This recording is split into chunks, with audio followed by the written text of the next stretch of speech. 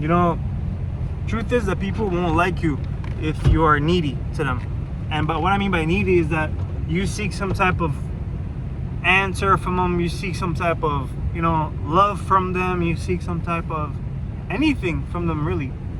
And the reason for that is not maybe for what you think, right? Because we all go through phases in life, and you know, you might not even be aware of it, but looking back, you can look at times when you don't know why were you received a certain way, why did people react to you a certain way, why did this, that, the other, and it's messed up, because it will show you a different side of people that you weren't aware of. It will show you, you know, how people treat people that don't need them. If you're ever in that position, how people treat people that need them, right? And if you're ever in that position, because not everybody does, not everybody's even aware of it, and I wish for you that you're not, that you're never, but it exists. It's a thing. You can even see it in interactions that are not necessarily related to you, right?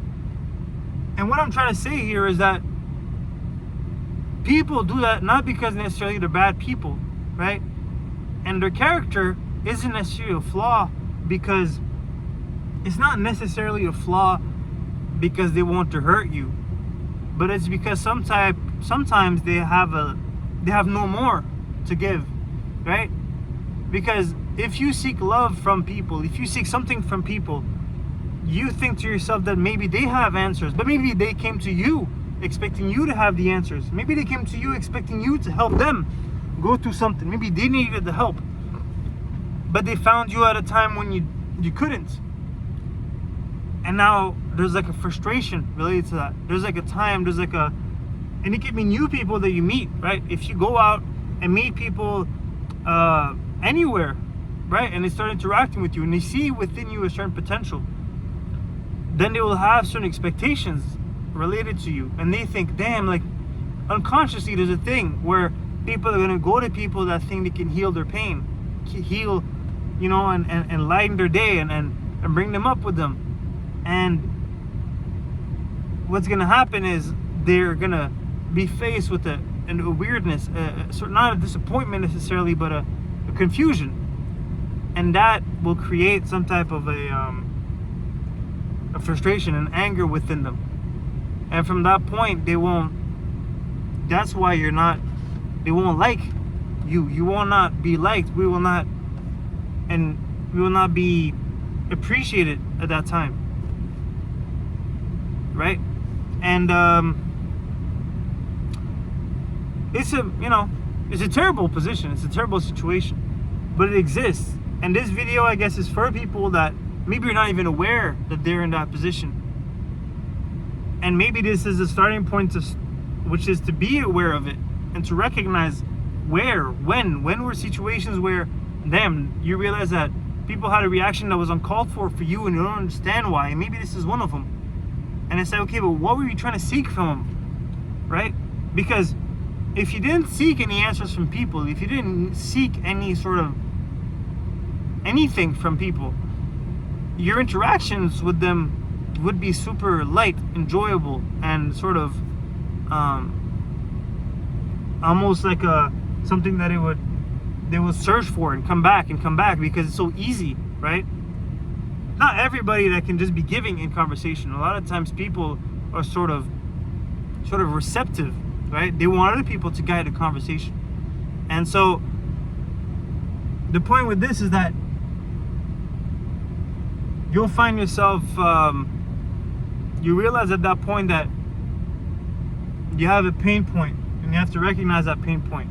And if you're able to say what it is, that's even better. You can say, okay, well, what was I really trying to get from people? That I want their validation, that I want affection, that I want anything. And if there's anything at all, this phenomenon will happen. And it happens with women, with men, it happens in relationships, it happens in building friendships, it happens in everything. But it will always be the case. And so there's really just three options. Like, there's only like three big options. It's like, well, people will reject you for being in pain because they can't handle it. not necessarily that they're bad. Because on the other spectrum, on the other case, somebody who sees you or are in pain and does not reject you could actually stick around you because people can profit from your pain, right? A lot of people are in the business of profiting from people's pain, right? Like if you experience that type of emotional trauma or anything, and you turn to drugs, you turn to alcohol, right? Well, those are businesses that profit off you being in pain. And so you got to realize that as much as there is that in business, there's also that when it comes to personalities and character and people, right? The social interactions that we have can be summed up to a sort of discussion of ideas and those ideas as a whole have that dynamic between profiting and being giving when it comes to these and healing sort of thing, right? And so it depends what business are the people that you're dealing with in. And what I recommend from this whole conversation is to say that, well, if we can be aware of that happening, we can just start with that and give it time and go through interactions and at least be aware of it, and then we fall forward. The next step, if we cannot pinpoint, at least be aware of it if we can't express it, and then be like, okay, well, what can I do to not experience that anymore? If I know what it is, I will just, write down, okay, well, maybe I'm looking for love from people. What can I do to do that for myself so that I don't feel like I need somebody to complete me or whatever, right? What could I do to experience, I don't know, anything. Could be intimacy, could be affection, attention, anything. Like attention is an easy one.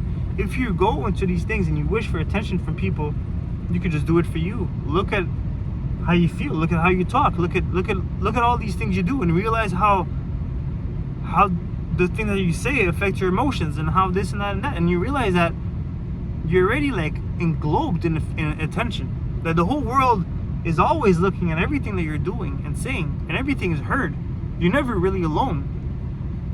And so just that in itself can be healing. And then the next part is to take action on those things, right? It's like, okay, well, I accept that situation. I don't want to live that no more. So I see what I do to create that, because that gives me power in my life. And then from there, I can start taking actions to change that. I can start doing things that will actually benefit me into not experiencing that anymore, and moving forward to a life where I'm not as dependent on other people. And even though we live in a world where we need people, in the sense that we have to be in a society, we are creatures that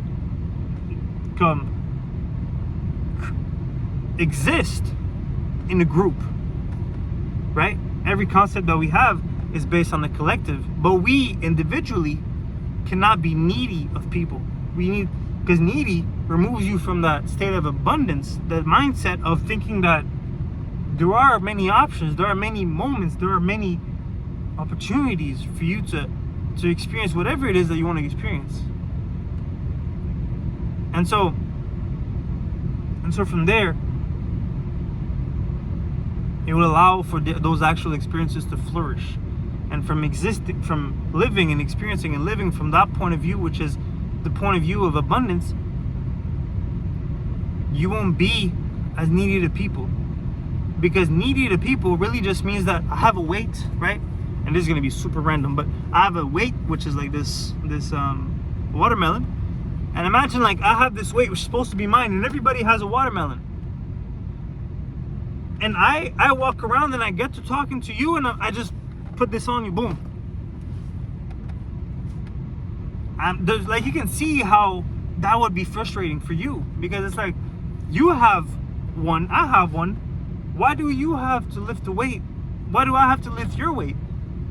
You know what I mean? And so yeah, that's what needy is.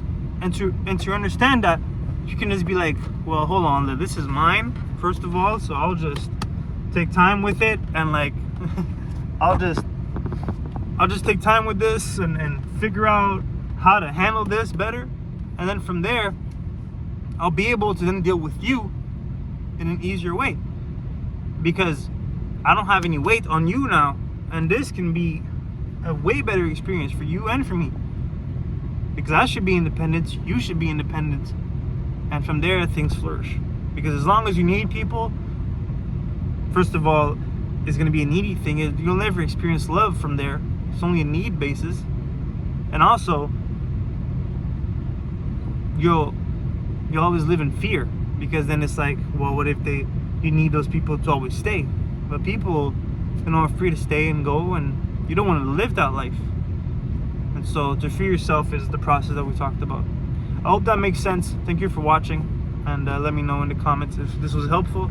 I'm also starting a school program, community, and so the link should be in the description. Thank you for watching. Bye-bye.